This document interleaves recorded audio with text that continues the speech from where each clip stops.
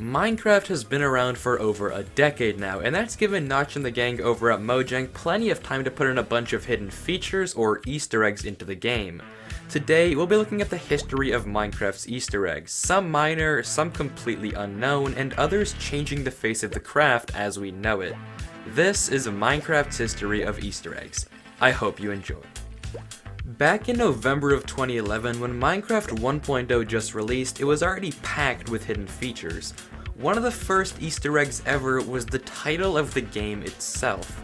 The Minecraft title screen had a 0.01% or 1 in 10,000 chance to say Minecraft instead of Minecraft.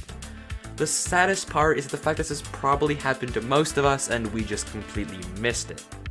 In May, rumors began spreading about a certain blank-eyed Steve that would pop up in your Minecraft world, dig random 2x2 tunnels, and build pyramids. Of course, Notch had to address the issue of his dead brother haunting his game, and calm people down by secretly removing Herobrine in every update since. That is, until recently. The Minecraft disc titled 11 was Minecraft's 11th disc and was 1 minute 11 seconds and 111 milliseconds long. Putting it through a spectrogram revealed a distorted Steve face as well as C418, the creator's autograph. The April Fool's Day update for 2011 introduced a locked chest that when opened prompted the player to buy a Steve Co. and supply crate key. Following the instructions to the Minecraft store opened a whole other can of worms. Clicking the Proceed to Checkout button triggered a screaming velociraptor from Jurassic Park, which would fly across your screen and yell at you, probably for trying to buy a Steve Co. and supply crate key, in which case that's justified. Not only that, if you proceed to check out with more than $10,000 worth of cool Minecraft collectibles, you would be greeted with a seizure warning, followed by an epileptic light session for your viewing pleasure. Thanks Mojang, way to reward your best customers.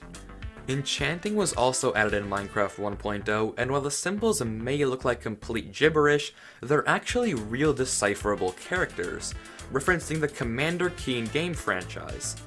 Although, don't get your hopes up since once they're decoded, they're sadly just utter nonsense. Somewhere around May of 2012, a whole bunch of new splash texts were added.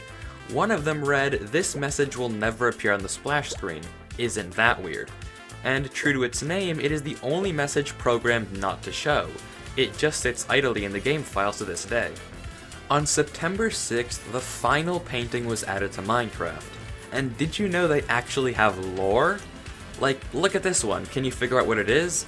Is it a desert with cacti? A salad? The inevitable arrival of death? No, it's actually a man wearing a fez in Albania. Yeah, who would have guessed? On Halloween, mobs in the Nether now had a chance to spawn with pumpkins on their heads. And on Christmas, chests were retextured to be more festive.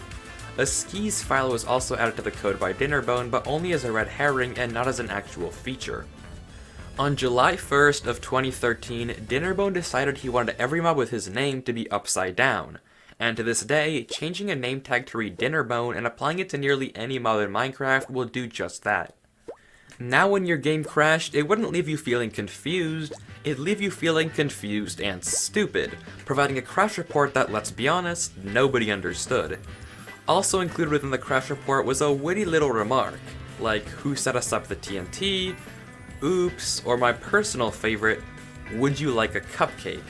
A reference to the hip pop culture trend at the time, Girl Scouts? Nothing like some baked goods to ease my mind from this block game crashing for reasons I can't hope to comprehend. On October 23rd, added to the Xbox Legacy Console Edition was a pillar of 4 gold blocks which spawned on an obsidian block in the middle of a desert temple in the tutorial world. Any guesses to its name? Well, this temporary structure was appropriately named the Tower of Pimps. Following Dinnerbone, Jeb also decided he wanted a mob Easter egg named after him, and since that day, naming a sheep Jeb _ would cause it to cycle through every single wool color in the rainbow. On June 6th of 2014, player XYZen420 contacted Ryan Holtz, a developer at Mojang, to request the addition of his girlfriend's lost pet rabbit Toast into Minecraft. Holtz kindly agreed to the request, and naming a rabbit Toast now unlocks a hidden skin as a wholesome memorial. Likewise, inspired by Monty Python, summoning a rabbit of type 99 would summon the Killer Bunny, which not only would kill you with cuteness, but with violence. Holy, that is a lot of damage! On September 2nd, Minecraft's female protagonist, Alex, was introduced. Her skin had a secret, however.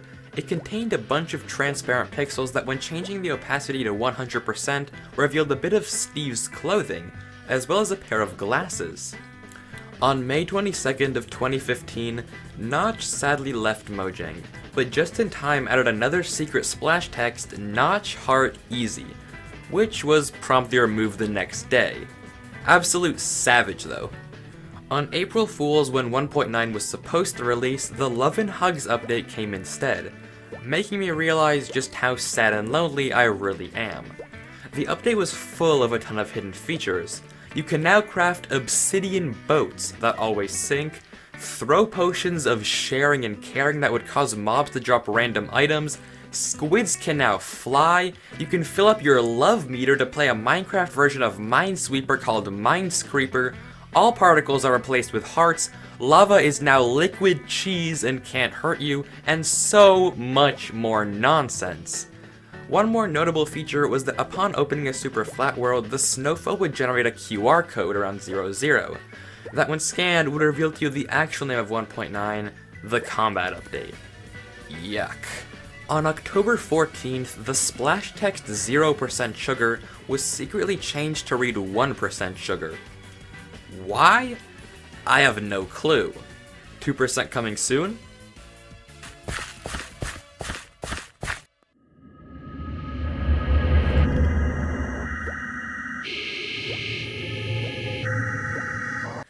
You hear that? That's the new Cave Sound 14 that was just added. Or as I like to call it, the Makes Me Piss My Pants noise 14th edition, which when taken through a spectrogram reveals a distorted creeper face. Spooky. Did you know Jeb is a simp? Yeah, polar bears were added because his wife liked them. My life is a lie. Also, this was coincidentally around the time that Jeb's son Bjorn was born. Bjorn meaning bear in Swedish. This year's April Fool's update was the trendy update. The update introduced USB charger blocks that emit redstone, ankle monitors that can't be taken off in survival, reality vision so you can escape the real life that is Minecraft, a smartwatch, and a revamped sign texture. A more little known fact is that this update also secretly hinted at the rise of famous YouTuber George Not Found in a few years' time. On September 8th, the Evoker was added, with the secret ability to change Blue Sheep red, while making a cool little sound, a reference to the game Age of Empires. Illagers named Johnny with the name tag now try to kill any peaceful mob around them, a reference to the 1980 thriller movie, The Shining. Typing excited ZE, the IGN of a former Mojang employee, into the recipe book changes the language to pirate speak, which leads to many funny item translations. Prior to the release of 1.13 in January of 2018, typing /help into a command block would result in various joke responses appearing in the response terminal, and typing Sarge into a command block would return #It'sLipoFutesly. I completely said that wrong, but I have no idea how to say it. The banner pattern thing was added with a rather strange and seemingly random name. It begins to make more sense, however, when you see its actually old Mojang logo. Mojang being a Swedish word that means gadget or thing. The April Fool's update for 2019 was the 3D update. The devs joked about it being a secret copy of Minecraft from 1990. It's full of old-fashioned imagery, flaming barrels that explode when you take items out of them, a really horrendous and yet charming GUI, and references to many 90s games, particularly Doom. Until April 23rd, or the texture update, you could find watermarks in several mob textures. In unused areas of the two Guardian textures, for example, you can find Jeb's name. In armor stands, you can find Sarge and Jappa's names, and in Pigmen, rest in peace, you can find the words "Thanks, Zephobia," which is Notch thanking the player Zephobia for suggesting the idea of the zombie pigmen in the first place. You will not be forgotten. To celebrate Minecraft's 10th birthday, on May 17th, 2019, all cakes would have the number 10 above them. Before June 14th, when the updated launcher released, there were tons of hidden Easter eggs in the old one. Hover over the play button for a while and a random mob would pop up in the bottom right. The top left had a transparent creeper face that had a 1 in 11 chance of being a shrug emoticon instead, and pressing Ctrl plus B would play the experience or pickup sound. To spread awareness of a certain pandemic going around, a bunch of new splash texts were added containing helpful messages, like reminders to wash your hands and take care of your elders. Most of the audio samples for the Crimson Forest Nether biome were actually made with balloons. Can you hear it?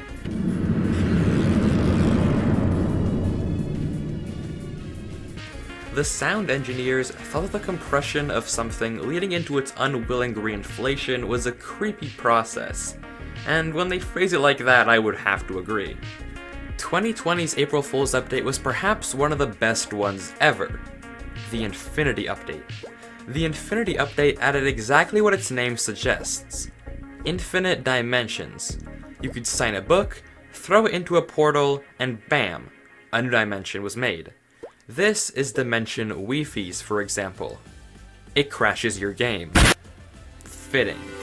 There are tons of Easter egg dimensions in this update, namely ant, content, colors, message, missing, fleet, sponge, secret message, terminal, and holy crap, so many more. In July and September of 2020, seeds for pack.png, the default resource pack icon, the Minecraft title screen world, and the seed of this frickin' painting background were all found by the Minecraft at Home project. Super duper impressive.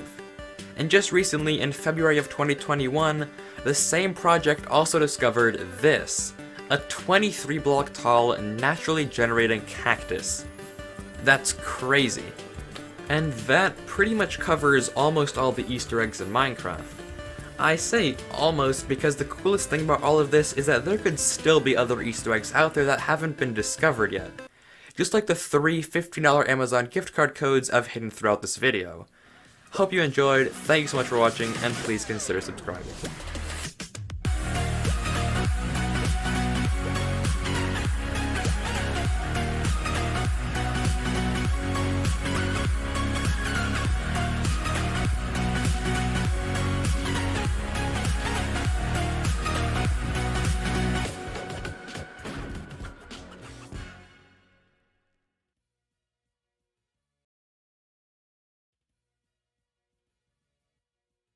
Discs in Minecraft have always been a source of controversy, whether the argument is regarding their comparison to the value of Tubbo, or the question of why Mumbo Jumbo insists to only use Chirp as the background song in his psychedelic time lapses.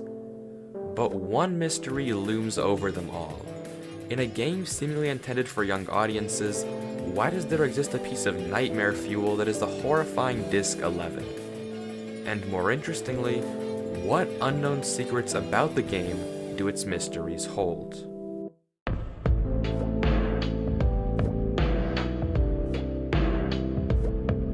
Music discs have been in Minecraft forever. The first ones were added in the alpha versions, and the rest added later in beta. Even more recently though, the 13th music disc, Pigstep, was added as tribute to the 1.16 Nether update. But one disc stands out. Even visually, if I asked you to pick out which disc looks different from the rest, assuming you didn't choose Pigstep, the obvious choice would be 11. While all the other discs have this somewhat colorful and complete appearance, with the exception of maybe Stal, 11 is ruined. Its edges are battered, a piece of it is missing, and its center is pitch black, not to mention its cryptic name and even more horrifying audio. And this begs the question, why does this disc exist, and what is it telling us about the nature of Minecraft? Since its addition, there have been many speculations as to what secrets Disc 11 holds. Theories about its haunting characteristics. Some believe it tells a story about Herobrine, while others speculate it's tied to the Warden, the new 1.17 mob. But which is it actually? The disc must have a story, so what side is correct? Why does such a terrifying track exist in a children's game? and what is the true meaning of the disc. After hours of research and speculation, I have drawn a conclusion that I don't think anybody's drawn before, and I think we might have just solved it. This is my take on the unsolved mystery of Minecraft's Haunted Disc 11. To analyze Disc 11, we first have to understand what about its audio makes it so special. Well, let me tell you, you'll notice right away. Let me play you a bit of 2 random discs and a bit of Disc 11, and maybe you can pick out a few differences.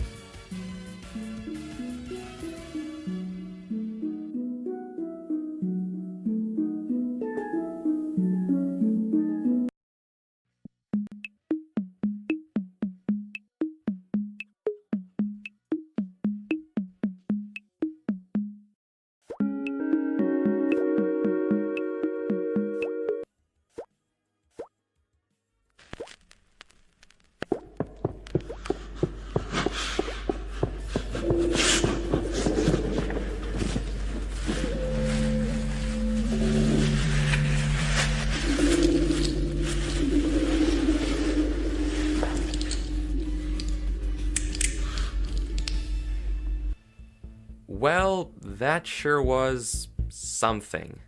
It isn't even music.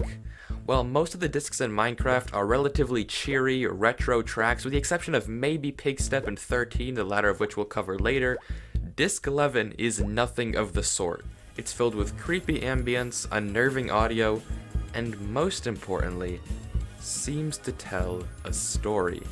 To get a better idea of what's going on, let's quickly draw a timeline of the disc with all of the important focal points.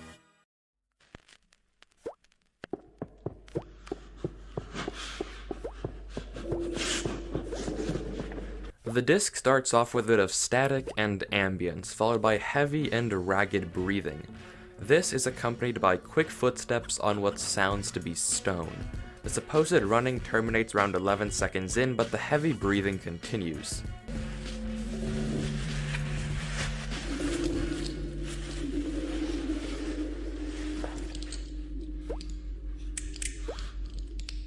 We then hear some rustling, followed by a metallic clicking, then silence, only broken by a strong cough another 11 seconds later.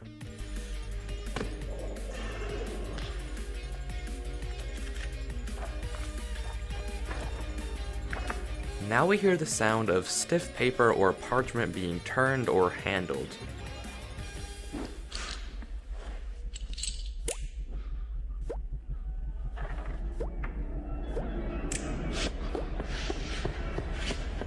We then get another clicking sound before the ambience in the background intensifies, and we again hear heavy breathing and quick pattering footsteps.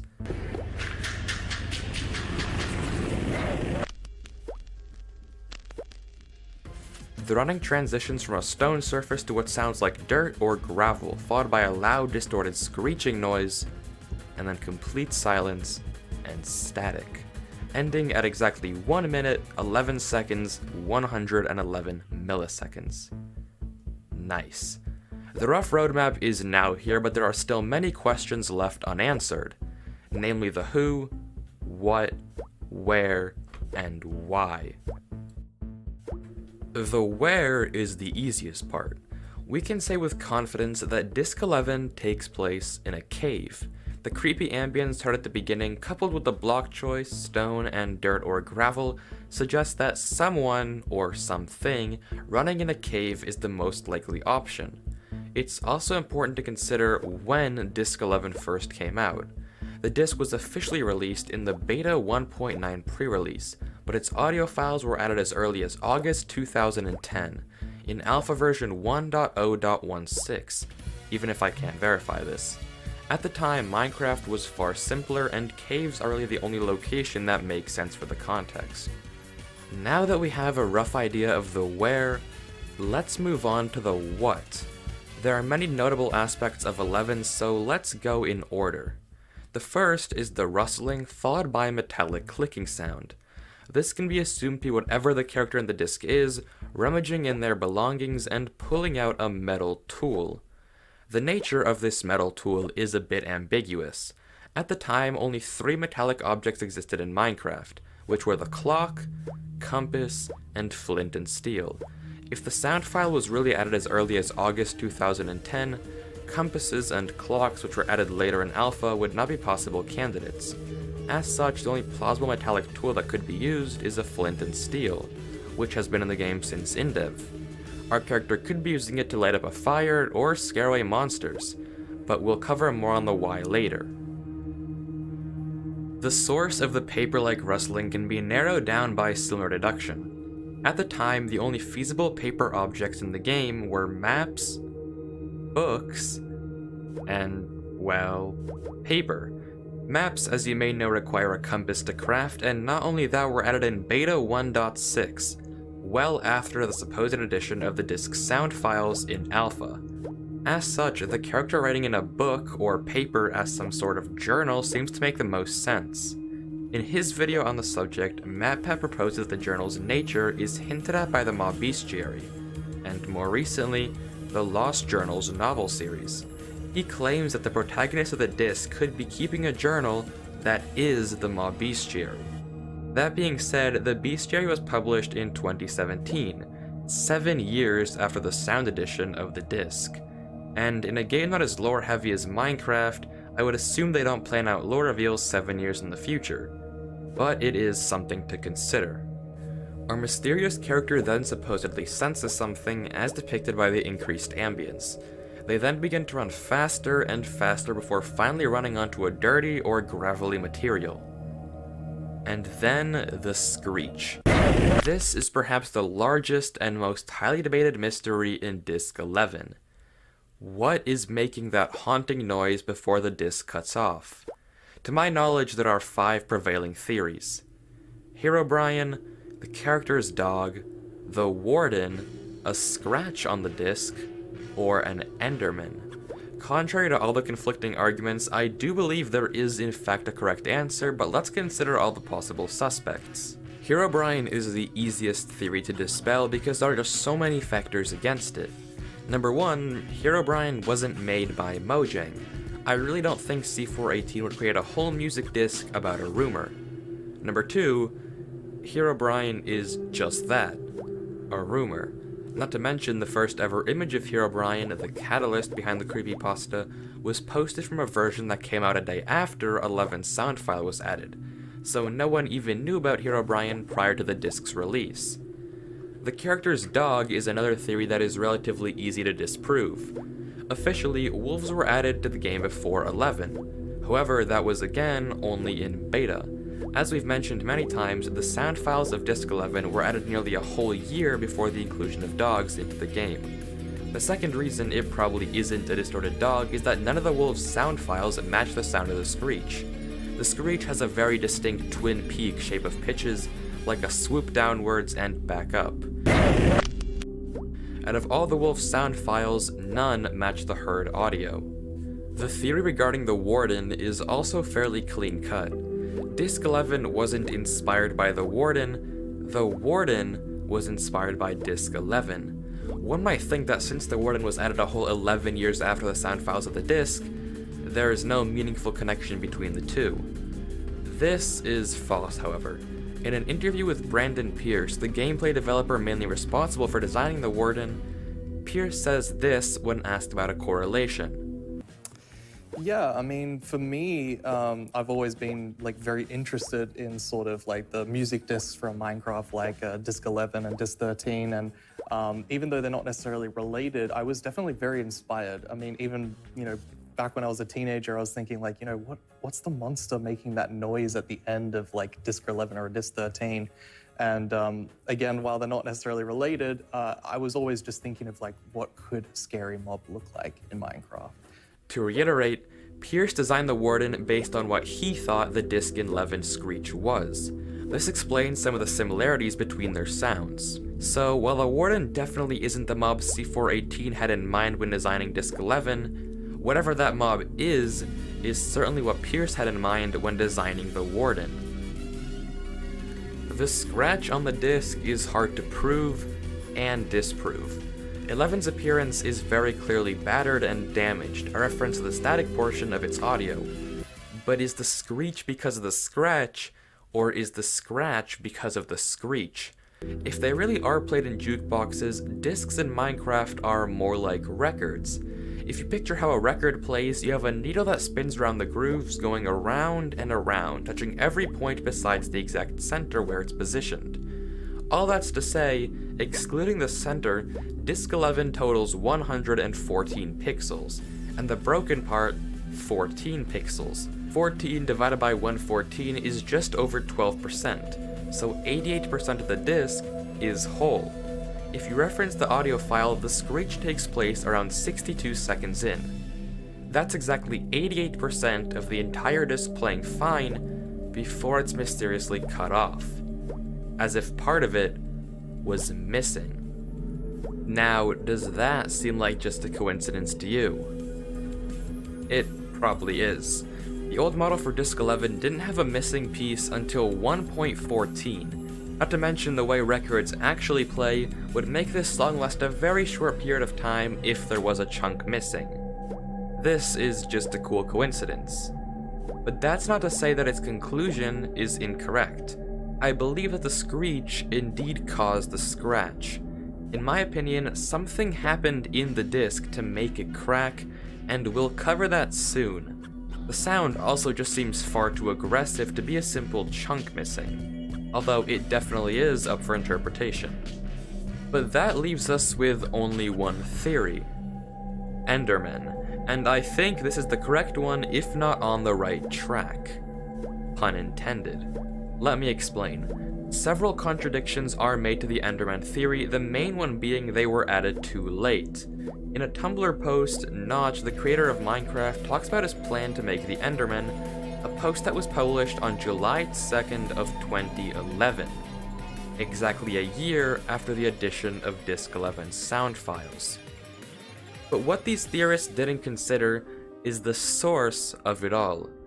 Daniel Rosenfeld, C418, the creator of the discs, himself. On September 29th, 2011, C418 tweeted this: "After I take a bath, I promise I'll finish Enderman sounds. This week has been filled with interruptions. Sad face." To which Notch replied, At C418, did you see the title even shows up when hovering the item in the inventory now? Smile. This is a bit of a strange reply, but it gets weirder and wilder. To this, C418 responds, At Notch. Yes. I now imagine C418 being a weird monster that occasionally records songs from strangers. And then dies in 11. And just to seal the nail in the coffin, At C418, haha yeah. That record was fun to draw. Winky smile. this thread is a gold mine. I now imagine C418 being a weird monster that occasionally records songs from strangers, then dies in 11. Disc 11, whose story Notch had drawn out. So there is a story, and this is how it goes. It's my belief that an Enderman is recording Disc 11, and it dies in the process. Notice how the only places you can find discs in-game are places that are owned by mobs. Dungeons, mansions, bastions, and creepers shooting skeletons. No disc can be found elsewhere. C418, the creator of the discs, is a monster. Mobs, the creators of the discs, which follow players around trying to find their story. We know that according to C418, something dies in 11. A monster. And guess what the Enderman's scream sounds like? A twin peak of screeches, followed by its static death cry. Just like the screech and static ending of 11. Imagine a world where an Enderman lurks in the shadows, following a player it found in a cave, recording its sound to store in a disc. The player runs from it, hence the running and breathing, then lights a fire with flint and steel for light, and documents his findings in a book, before getting back up to run away, finally stabbing the Enderman and fleeing somewhere else. This brutal attack causes our Enderman protagonist to screech and drop the disc it was recording, breaking it exactly when the sword struck, 88% of the way in. There is so much more to build off of this, like the why. Well, we know that according to MatPat, the Illagers are trying to mimic life. From the totems of undying to the fake structures, maybe they even commanded the mobs to get the discs as a way to create life that sounds like the player as well, to get songs from strangers. Think about it, why are none of the other discs damaged? It's because for 11, the Enderman tried recording a player. Only then did the stranger fight back, and hurt our recorder. Not to mention the connections to skeletons causing creepers to drop their discs. It's just like a charged creeper causing a skeleton to drop its head. Only mobs can take away what belongs to other mobs. Like the discs belong to the monsters. Now, I will be the first to admit that this theory is somewhat far-fetched. There are so